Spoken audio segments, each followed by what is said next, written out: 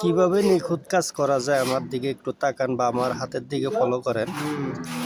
প্রথমে আপনি কি করতে হবে, আপনার দেওয়াল ঠিক আছে কিনা 100% স্পিড লেভেল দিয়ে দেখতে হবে। দেখার পরে আমি যেভাবে এখন লাগাইতে এসি এভাবে পুরাটার মধ্যে গিলু দিয়া 3 মিলি গিলু, বেশি দিলে আপনারা লাগাইতে পারবেন না। 3 মিলি গিলু ভালো করে দিয়ে অ্যাকুরেটভাবে লাগাই এভাবে এগুলো বসাই দিবেন।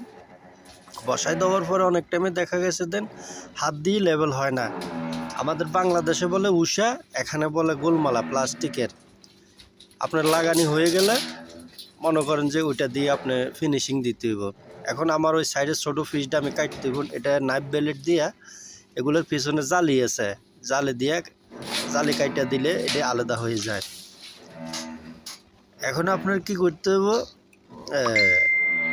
আপনার যে ওই গোলমালার কথা আমি বলছিলাম, এই গোলমালা হাতে নিতে হইব বা উষা, বাংলাদেশে উষা বলে, এটা হাতে নিয়ে মনে করেন যে লেভেল করে দিতে হইব 100%। আর পুরাটা দেওয়াল লাগানি হয়ে গেলে আমি পুরাটা ভিডিও আবারও ইনশাল্লাহ দিব, কেমন লাগে পুরা দেওয়াল হয়ে যাওয়ার পরে।